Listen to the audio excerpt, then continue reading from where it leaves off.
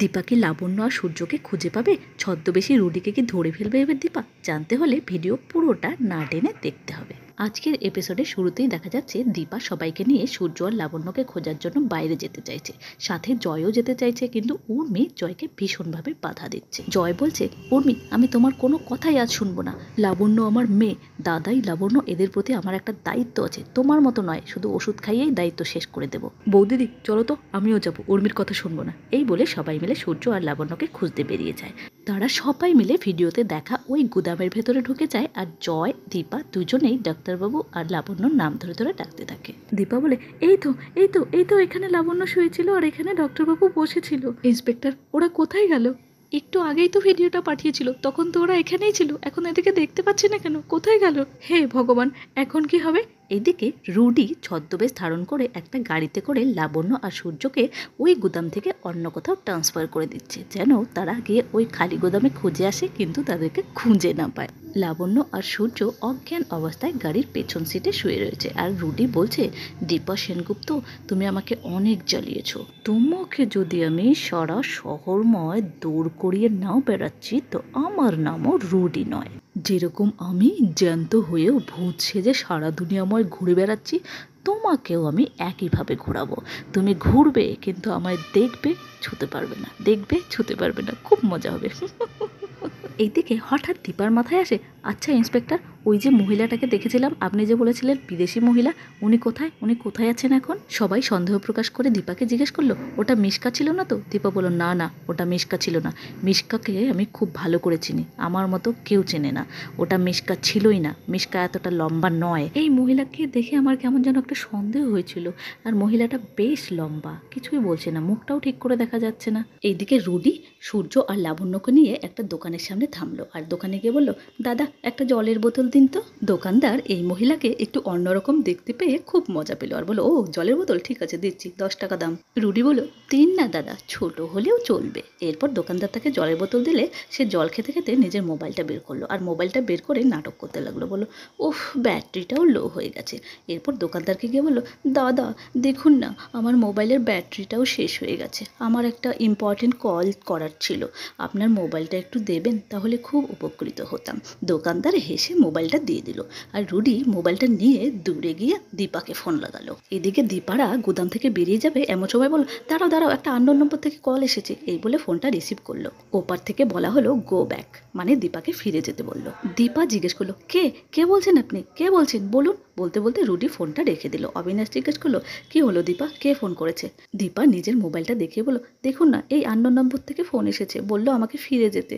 কি জানি ওই কিডন্যাপার ফোন করলো নাকি, তাহলে ওদের মোটিভটা কি, কি চাইছে ওরা, কেন করছে আমাদের সঙ্গে এরকম? ওই মহিলা আমাদের সঙ্গে কেন শত্রুতামি করছে আমি তো কিছুই বুঝতে পারছি না। এইদিকে ছদ্মবেশী রুডি দোকানদারকে ফোনটা ফেরত দিল, আর গাড়িটা চালিয়ে আবার অন্য জায়গায় চলে গেল, যেখানে সূর্য আর লাবণ্যকে রাখবে। অবিনাশ দীপার কাছ থেকে মোবাইলটা নিয়ে ওই নম্বরে ফোন লাগালো। ফোনটা দোকানদার রিসিভ করলো, বললো, হ্যালো কে বলছেন? দোকানদার বললো, যা বাবা, ফোনটা তো আপনি করেছেন, তাহলে আপনি তো বলবেন কে বলছেন। এরপর অবিনাশ বলল, না না, এই নম্বর থেকে একটা ফোন এসেছিল। দোকানদার বললো, না আমি তো কোনো ফোন করিনি।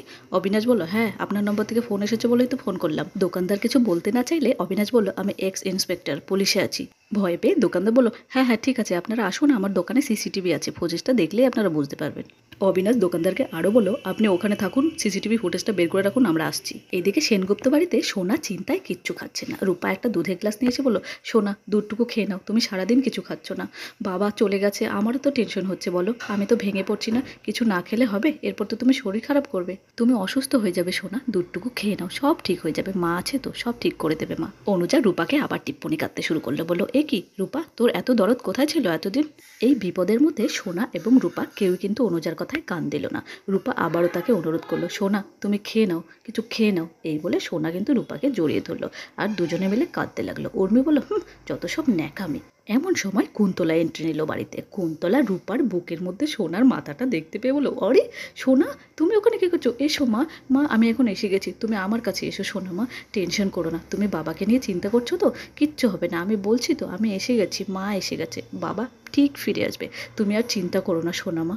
রূপা কুন্তলাকে দেখেই রেগে গেল, বললো, এই মহিলা এখানে কেন, আপনি এখানে কী করছেন? কুন্তলা বললো, কেন, আমি আমার সোনা বৌমা সোনামার কাছে এসেছি। কুন্তলা আবারও সোনার ব্রেনটা ওয়াশ করতে চাইলো, বলে, সোনা মা তুমি টেনশন করো না, আমি এসে গেছি তো, মা এসে গেছে। রূপা কুন্তলাকে বললো, এ কি, আপনি এখনও যাচ্ছেন না যে? আপনি কেন এসেছেন এখানে? সোনা কিছু হলে ওকে সামলানোর জন্য আমি আছি, ওর পুরো পরিবার আছে, আপনাকে তো কোনো দরকার নেই। আপনি কেন এসেছেন? এখনও কেন দাঁড়িয়ে আছেন? বেরিয়ে যাচ্ছেন না কেন? যান।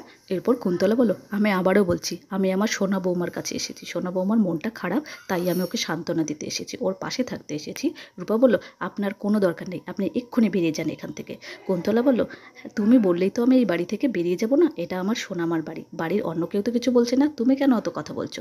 রূপা বলল, এই বাড়িটা যতটা সোনার ততটা আমার, এই অধিকার থেকে আমি আপনাকে বলছি, আপনি এক্ষুনি বেরিয়ে যাবেন এই বাড়ি থেকে। কুন্তলা রূপার কথায় কান না দিয়ে ঠ্যাটার মতো দাঁড়িয়েই রইল। তখন উর্মি এসে বলল, এ কি রূপা, তুই ওনার সঙ্গে এরকম কেন ব্যবহার করছিস? উনি তোর গুরুজন না? উর্মির কথা শুনে রূপা উর্মিকে বলল, কাকিয়া, এই বিপদের মুহূর্তে তুমি না হয় আমাকে জ্ঞান একটু কমই দিলে। এই বাড়িতে কে ঢুকবে না ঢুকবে সেটা আমিও বলতে পারি, এই বাড়িটা যতটা তোমাদের ততটা তো আমারও। এই বলে কুন্তলাকে বলল, কি হলো, আপনি এখনো দাঁড়িয়ে আছেন, যাচ্ছেন না কেন? রূপার কুন্তলার প্রতি এরকম ব্যবহার দেখে অনুজা এসে বলল, কি ব্যাপার রূপা, তুমি এরকম ব্যবহার করছো কেন ওনার সঙ্গে? রূপা তখন অনুজাকে বলল, ছোট দিদিভাই, তুমি হয়তো ভুলে গেছো, এই পরিবারের একমাত্র শত্রু বলতে ছিল মিশকা, আর ওখানে মিশকা ছিল না, সেটা আমি আর সোনা দুজনেই দেখছি। এবার যদি আমাদের পরিবারে কেউ শত্রু হয়ে থাকে তাহলে সেটা হলো কুমারের পরিবারের লোক, কুন্তলা। আমি এই মহিলাকে একদম বিশ্বাস করতে পারছি না। এরপর রূপা কুন্তলার কাছে গিয়ে আবার বলল, কি হচ্ছে, আপনি কেন দাঁড়িয়ে আছেন এখানে? যান, বেরিয়ে যান বলছি বাড়ি থেকে। রূপা কুন্তলাকে বাড়ির থেকে এইভাবে বেরিয়ে যেতে বলছে বলে কুন্তলা কোনো উপায়ান্তর না দেখে আবার সোনার কাছে গেল। সোনাকে গিয়ে বলল, সোনামা, দেখো দেখো রূপা আমাকে কিভাবে বলছে। সোনা বলল, হ্যাঁ ও ঠিকই তো বলেছে, আপনি এখন চলে যান, আপনি এখানে থাকবেন না, সবটা আগে প্রমাণ হয়ে যাক, তারপর না হয় আপনি আসবেন। সোনার মুখ থেকে এরকম কথা শুনে কুন্তলার মাথায় একেবারে আগুন জ্বলে গেল। হুঙ্কার ছেড়ে বলল, এ কি শোনো, তোমার এত বড় আসপদ্দা, তুমি আমাকে এইভাবে বলছো? এইভাবে তুমি আমাকে চলে যেতে বলছো? শুনে রূপা হাততালি দিতে দিতে বলল, বাহ, এই তো আপনার আসল রূপটা বেরিয়ে গেছে। যেই আপনাকে সোনা চলে যেতে বললো অমনি আপনি আপনার আসল রূপ দেখিয়ে দিলেন। এরপর কুন্তলা বুদ্ধি করে ড্যামেজ কন্ট্রোল করার জন্য আবার সোনার কাছে যায়, গিয়ে বলে, সোনা, যতবার সোনা বলছে রূপা ততবার তাকে চলে যেতে বলছে, বাড়ি ছেড়ে বেরিয়ে যেতে বলছে। বলছে, এতদিন আপনি সোনার সঙ্গে যে ব্যবহারটা করেছেন সেটা সবাই ভুলে গেলেও আমি কিন্তু মনে রেখেছি। এখন সোনা করে লাভ নেই, আপনি এক্ষুনি এই বাড়ি থেকে বেরিয়ে যাবেন। বেরিয়ে যান বলছি, না হলে কিন্তু আমি গলা ধাক্কা দিয়ে আপনাকে বের করে দেবো। উপায়ান্ত না দেখে কুন্তলা অপমানিত হয়ে এই বাড়ি থেকে মানে বেরিয়ে পড়ল। এরপর রূপা সোনাকে জড়িয়ে ধরলো আর বলল, হিংসুকুটি, তুমি একদম চিন্তা করো না, সব ঠিক হয়ে যাবে, তুমি আর আমি একসঙ্গে থাকলে সব ঠিক করে দেবো, তাছাড়া মা তো আছেই, বলো। এদিকে দীপা অবিনাশ, জয় আর পুলিশদেরকে নিয়ে ওই দোকানটায় গিয়ে পৌঁছলো। গিয়ে দোকানদারের কাছে সিসিটিভি ফুটেজটা চাইলো। দোকানদার বলল, দাঁড়ান, আমার মোবাইলেই আছে। এরপর দোকানদার তাদেরকে তার মোবাইলটা দিলে মোবাইলে তারা সিসিটিভি ফুটেজটা চেক করলো, কিন্তু কোথাও ওই মহিলার মুখটা দেখা গেল না। মহিলা জল খাচ্ছে, ফোন করছে, কিন্তু সেখানে কোথাও মহিলার মুখটা স্পষ্ট নয়। দীপা জিজ্ঞেস করলো, ওই মহিলা এসে ঠিক কী করেছিল একটু বলুন তো? দোকানদার বলল, এসে আমার কাছে জলের বোতল চাইলো, বলল ছোট হলেও চলবে। এরপর ফোন করতে গিয়ে দেখলো ওনার ফোনের ব্যাটারিটা খারাপ হয়ে গেছে। তারপর বলল যে আমার মোবাইলটা যেন আমি ওনাকে দেই, একটা জরুরি কল করার আছে। তারপর আমি তো নিজের মোবাইলটা ওনাকে দিলাম, আর তখনই তো উনি ফোনটা করলেন, আমি তো ওইসব কিছু জানি না। এরপর সবাই মিলে আরেকটু ভালো করে সিসিটিভি ফুটেজটা চেক করলো, কিন্তু কেউই কোথাও ওই মহিলার মুখটা স্পষ্ট করে বুঝতে পারলো না। দীপা বলতে লাগলো, কে এই মহিলা? আপনি তো বললেন উনি এখানকার না, ইন্ডিয়ান না, বিদেশি কোনো মহিলা, তাহলে ওনার সঙ্গে আমাদের শত্রুতাটা কি? আর দেখুন, একটু খেয়াল করে দেখুন, এই মহিলার হাতটা কেমন যেন মেইলি ভাব নেই, ওটা পুরুষ ভাব। এরপর আবার ফুটেজে দেখা গেল ওই মহিলা দীপাকে ইশারা দিয়ে কিছু একটা বলছে, যেন বলছে গো ব্যাক, আর টাটা দেখাচ্ছে। দীপা বলছে, দেখুন, এখানে আমাকেই মনে হয় কিছু বলছে, আমাকে মিন করে বলছে হয়তো যে আমি যেন এখান থেকে চলে যাই, ইশারা দিয়ে বলছে। দেখুন এনার মোটিভটা কি? উনি তো মুক্তিপণও চাইলেন না, তাহলে উনি কি আমাদেরকে চেনেন? আমাদের সঙ্গে শত্রুতাটা কি? এদিকে রুডি সূর্য আর লাবণ্যকে অন্য একটা জায়গায় নিয়ে যায়, সেখানে ঘরে বসিয়ে সূর্যকে একটা হুইল চেয়ারে করে নিয়ে যায় আর লাবণ্যকে একটা টেবিলে শুইয়ে দেয়। লাবণ্য আর সূর্য দুজনই অজ্ঞান অবস্থায় রয়েছে। এরপর রুডি সেখান থেকে বেরিয়ে গেলে হঠাৎ লাবণ্যর ঘুম ভাঙে, আর লাবণ্য বলে, আমি এখানে কি করে আসলাম? এটা তো অন্য জায়গা মনে হচ্ছে, দরজাটাও তো খোলা, তাহলে এখান থেকে আমি পালিয়ে যাই। এরপর লাবণ্য পালিয়ে যেতে গিয়ে দেখলো, আরে এখানে তো ভালো ছেলেও রয়েছে, ভালো ছেলে তো অজ্ঞান অবস্থায় রয়েছে।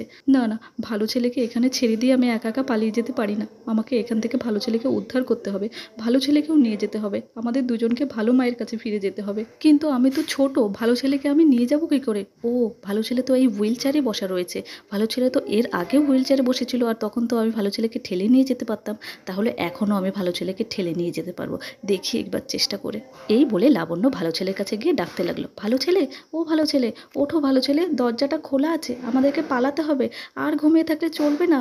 কিন্তু সূর্য এতটাই অজ্ঞান ছিল যে লাবণ্যর কোনো কথাই তার কানে গেল না। এরপর লাবণ্য অনেক কষ্ট করে হুইলচেয়ারটাকে ঠেলে ঠেলে কোনো রকমে বাইরে বের করলো। কোনো রকমে তারা দুজনে সেই ঘর থেকে পালিয়ে রাস্তায় বেরিয়ে গেছে। এদিকে দীপা, অবিনাশ, পুলিশ ইন্সপেক্টররা সবাই মিলে বাড়ির দিকে রওনা দিয়েছে। আর সবার মুখে একটাই কথা, সবার মাথায় একটাই টেনশন, কে এই কাজটা করিয়েছে আর ওই মহিলাটা কে?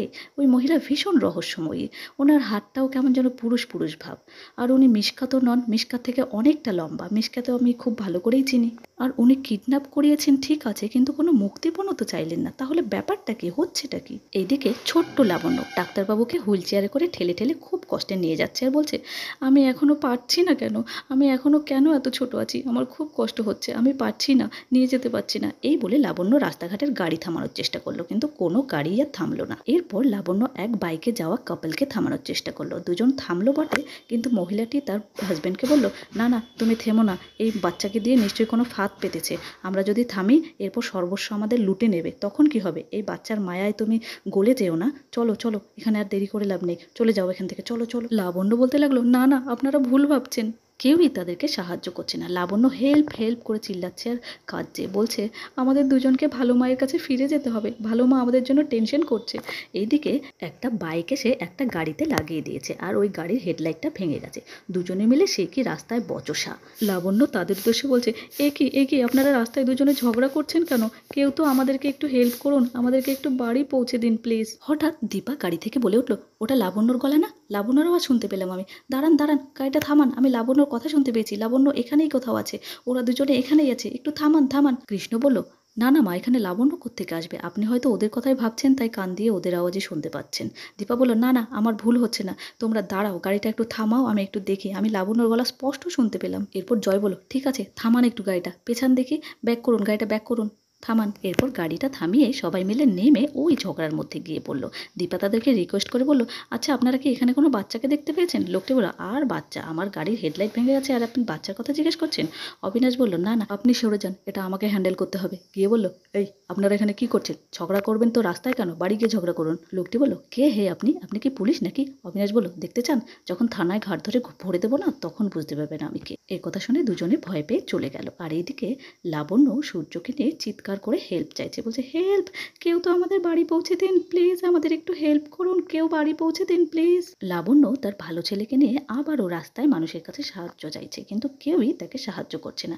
দীপা হঠাৎ আবারও বলে উঠলো, এই তো আমি লাবণ্যর কথা শুনতে পাচ্ছি, আমি লাবণ্যর আওয়াজ শুনতে পাচ্ছি, ও হেল্প চাইছে, কিন্তু আওয়াজটা খুব ক্ষীণ, খুব আস্তে শোনা যাচ্ছে, তোমরা একটু চেক করো, আশপাশে দেখো, নিশ্চয়ই ওরা এখানেই আছে। সবাই আবারও বলছে, কই আমরা তো কেউ লাবণ্যর গলা শুনতে পাচ্ছি না। দীপা বলছে, না না আমি ঠিক শুনতে পাচ্ছি, আমি ভুল শুনছি না, লাবণ্যর আওয়াজ শুনতে পাচ্ছি, খুব আস্তে শোনা যাচ্ছে, ও হেল্প চাইছে, ওরা এখানেই আছে, তোমরা চেক করে দেখো প্লিজ, আমার কথাটা কেউ বিশ্বাস করো। বন্ধুরা, অনুরাগের ছোঁয়া সিরিয়ালের আজকের পর্বটা এখানেই শেষ হয়েছে। পরবর্তী পর্বে কি হয় জানতে গেলে আমাদের চ্যানেলটিকে সাবস্ক্রাইব করে দিন আর নজর রাখুন আমাদের চ্যানেলে। ভিডিওটি যদি ভালো লেগে থাকে তাহলে লাইক, কমেন্ট, শেয়ার করে দিন।